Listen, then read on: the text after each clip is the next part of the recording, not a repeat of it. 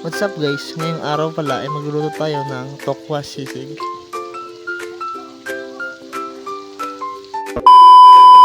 Dito guys ay ginayat-gayat ko lamang ang tokwa ng pa-square.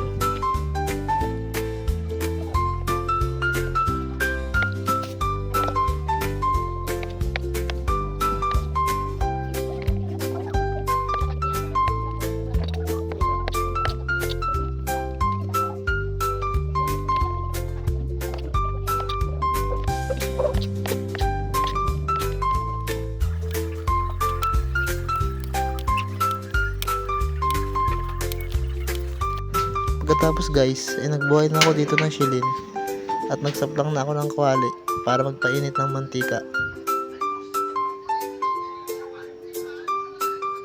Nung mainit ng mantika, isinunod ko na rin dito prituhin ang tokwa.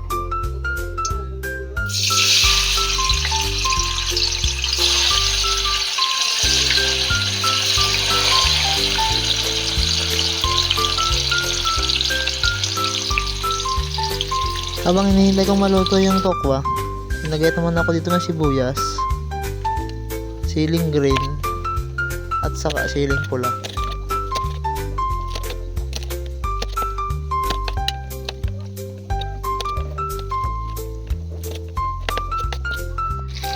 Kapag ganito na pala ang kulay ng tokwa, ay pwede nyo na itong hanguin.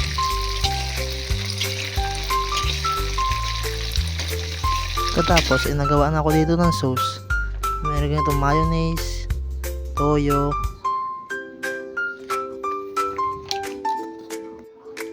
oyster sauce,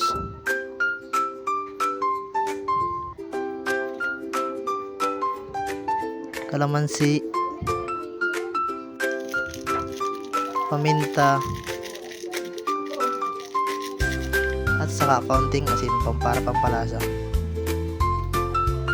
Tapos mailagay ang mga yun ay halu-haluin lang ito ng paulit-ulit hanggang sa maging ganito ang kanyang itsura. Kapag ganito ng itsura ay okay na ito guys.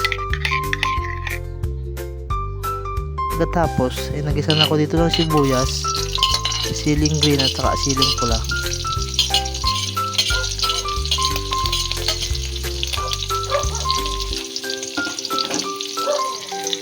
Hinalo-halo ko lang ito guys hanggang sa mag-isa.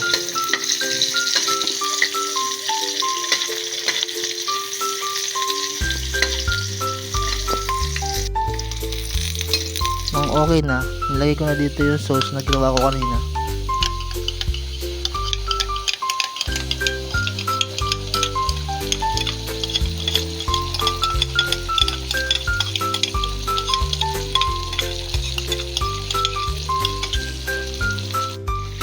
Tapos ay hinalo-halo ko lang ulit ito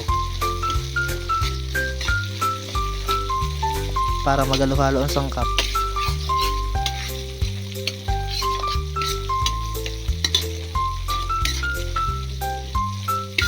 Nung halong-halo na ay nilagay ko na rin dito ang parinito kong tokwa kanina. Pagkalagay ko ay hinalo-halo ko ulit ito hanggang sa malula ito. Hanggang sa manuot ang lasa dun sa tokwa. Pinabihan ko lang pala ito dito ng kaunting oras sa apoy para mas maluto pa.